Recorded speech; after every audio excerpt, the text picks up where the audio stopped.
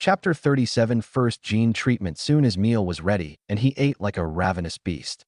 He practically inhaled the food like a certain pink star warrior, leaving nothing behind. After cleaning up, he went to bathe and then left his residence. He had immediately scheduled his first gene treatment at the Institution of Student Enhancements out of the free 15 granted him. From the moment Dante landed in that fight with the wolves, he had direly understood the importance of stats, especially after using absorption. He had been given a false understanding of the SDI by the natives of this universe who treated it like trash, something that was a given. They only looked at superpowers and gave that full credence, but Dante saw differently. As a non-native, the most important to him was one's SDI, and to some extent bionics and psionics. Because of the way superpowers were given, it seemed more to Dante like they were granted rather than awakened, and that was food for thought. Maybe the upper echelon of this universe knew some secrets and the truth of the Zero Gate. Maybe that was why the headmistress gave him those encouraging words. Dante didn't much know. He felt he would find out in due time, but he had to do what he could now to better himself and catch up to the level of those in this universe. Upon reaching the facility, Dante noticed it was full up again. Once more, due to his identity as a student of the unique batch and the fact that there was no other unique batch student in line, he was able to cut the queue and enter a treatment room instantly. Unlike the bionic and psionic installation room, this place was more like the typical sci-fi medical room. There were plenty of computers and monitoring equipment around, while in the center was a standing tank full of greenish-blue liquid.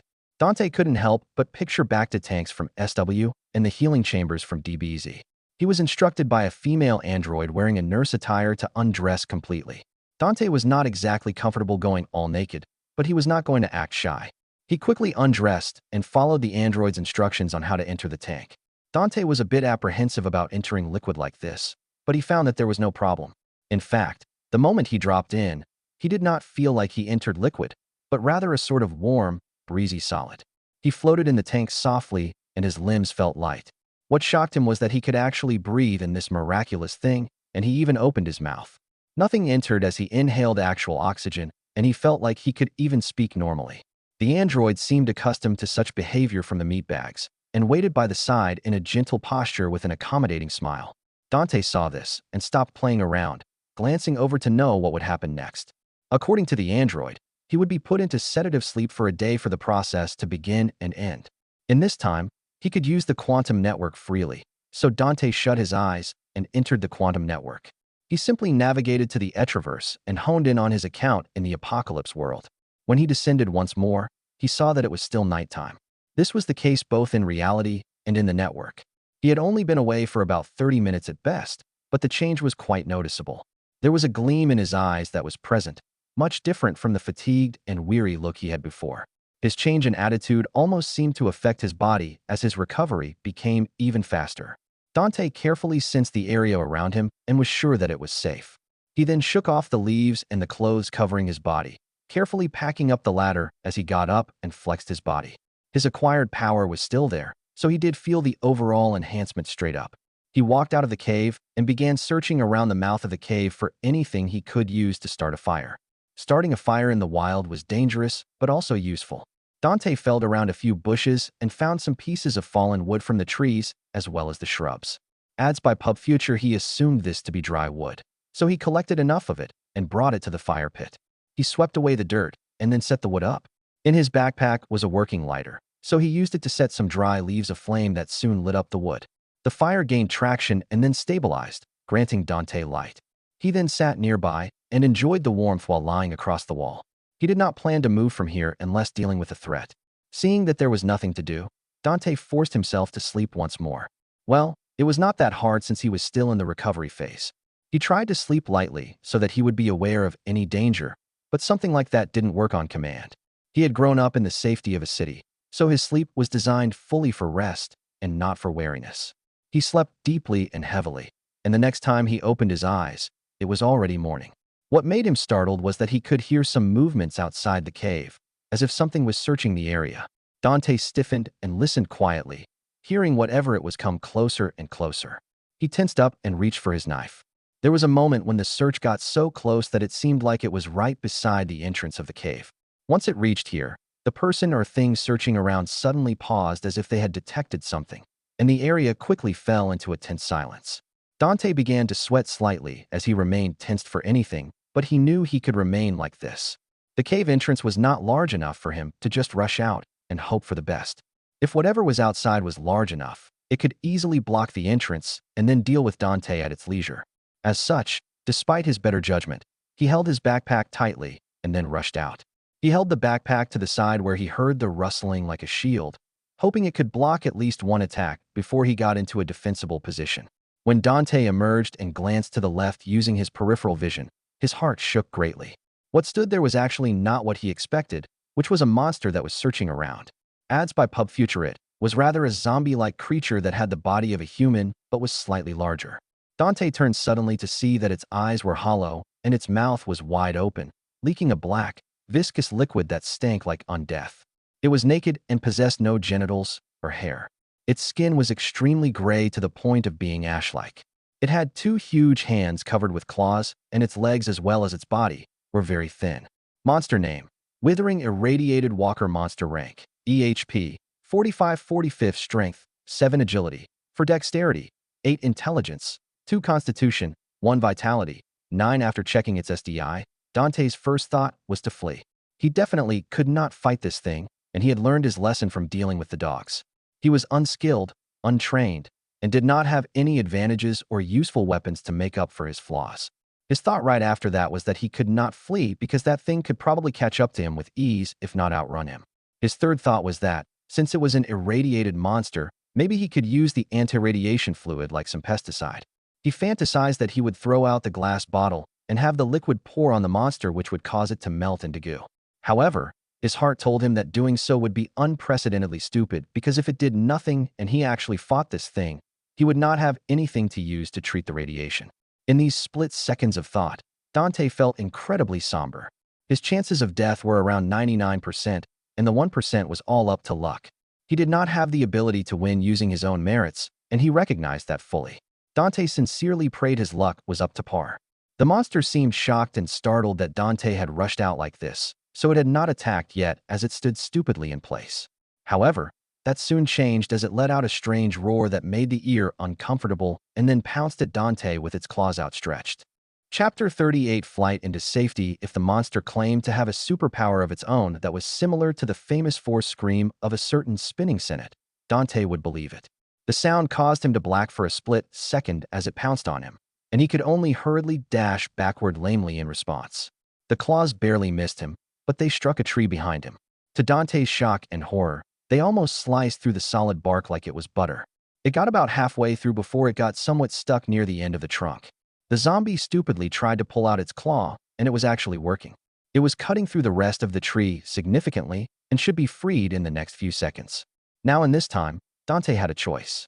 He could turn and use this chance to flee, putting distance between himself and this monster. Or he could use this opening to strike and deal some damage. He had a very short time window to consider the wisdom of both options in the current situation, and he made the best one he could. He naturally chose to run. While it was a seemingly lame and spineless choice, Dante was not in a situation where he could boast about how he would be the one to strike it and then kill it in a heroic fight like some others. His mind was incomparably clear. The monster had better stats than him. It had some bestial roar that could stun, and its claws could cut through the bark with relative ease. This meant that, speaking bluntly, he would easily be one-shot if he made a single mistake in combat. There was no chance to accumulate injuries and battle through attrition. Even worse, if he did try to battle through attrition, he wasn't qualified to outlive it. Also, a single scratch from it, even if non-fatal, would probably send his radiation index into the red. Dante truly did consider attacking, and he ran a simulation in his head. He would dash forward with his knife in hand and strike the monster in the spine to cripple it, or the neck to inflict a fatal wound, or its head for a one-shot kill, or at least mash up its brains. Then he remembered. It was fucking zombie. Zombies didn't have fatal spots and could only be killed through dismembering. Welp, his knife was not thick enough to sever the head of a zombie anyway, not to mention if he had the strength to do so. With all of that in mind, he naturally turned to run from this fruitless battle. But what made him think he could escape?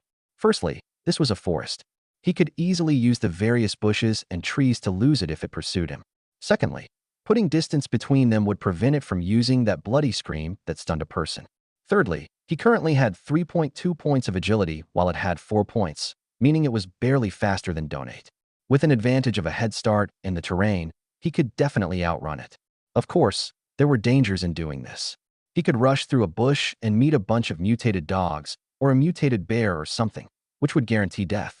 Adds by Pub Future, however, that, while likely, was not good reason enough not to take this path because the chances of it were significantly low. Even if he did meet such beats, he wasn't going to stop and greet them, but could circle back and lead them to meet his attacker. Then all of them could discuss politics together in a forest clearing. Dante bolted at his fastest speed, jumping over bushes and various roots stretching across the forest floor as he dashed towards the general direction of the city. He did not even look back to see if he was being chased. His current speed was around 48 kilometers per hour, 29.8 miles per hour, which caused him to leave a blur in the eyes of onlookers, and even he himself had some difficulty reacting to various obstacles in his way at first. The average running speed of a pure human in this universe with an SDI of 1 in agility was 15 kilometers per hour, so Dante was 3.2 times faster than that would naturally display such an unbridled speed. The more Dante moved, the more he understood his advantage in this world with limited SDI and the ability to continually increase his, while he also understood the gap between him and the natives in the universe with higher SDI. If it weren't for the sake of socialization, he probably wouldn't even be able to see them move because they would be moving and talking at speeds that he could not fathom.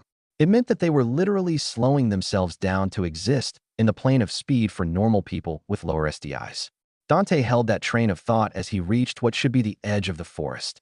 When he burst out, he was pleasantly startled to see an actual encampment before him, because he knew that these were outposts set up by the various cities to allow survivors who couldn't get in to live there in relative safety, also acting as a resupply point for those who made it their business to enter dangerous zones. Dante rushed over to the encampment so fast that the guards on duty were frightened. They also raised their guns and opened fire, but Dante slowed down and shouted that he was human before they reluctantly held back their itchy trigger fingers. Ads by Pub Future. Humph, young man, where did you come from? Do you belong to another city, or are you a stray? The guard asked in a mocking and unfriendly manner, because he was angry and embarrassed from being startled like that. Dante was not bothered, and even displayed a harmless smile to try and defuse the situation. Big bosses, forgive me just now for my rude behavior. I was being chased down by some terrifying monster and had to erupt with all my speed and more to survive just now. The guards seemed mollified and their expressions of annoyance relaxed. After all, they could understand the fear of death given the world they were in, but then now that they were calm, they realized something was wrong. Could it be that you are one of the gifted? One of them asked as he sized Dante up and down. Dante knew that this term was meant for players who had superpowers to NPCs from the forums, so he nodded. The guards surprisingly did not show surprise or respect. Instead, there was a hint of pity in their eyes. Not another one of these tragic folk. One guard muttered under his breath, but Dante could hear him with his upgraded senses. His lips couldn't help but twitch. The guard's behavior might seem weird, but all NPCs in this world felt this way toward players. After all, this was a shared world, meaning that it was continuous and perpetual. It did not just shut down and reset because a player had finished their stay. This world had decades of history and hundreds of thousands of players had come and gone, leaving their own mark. But despite their talent, power, or achievements, all of them had mysteriously disappeared after 30 days. This led natives to believe that superpowers came with a curse, that the person could only live for 30 days due to the effect of the mutation. The assumption did make sense, and it was not like players were going to clear up the confusion anyway. This led to some changes in how players were treated compared to the earlier years when this world was set up, but Dante would experience them later. Right now, he was brought inside the encampment and then to the testing device. Of course, they weren't just going to take his word for it. They had to test if he had superpowers. They had a mature testing system that worked on every superpower, but they didn't actually require him to specifically state what it was. There was a reason for this, though. Dante was then registered and assigned a small self-contained room near the entrance.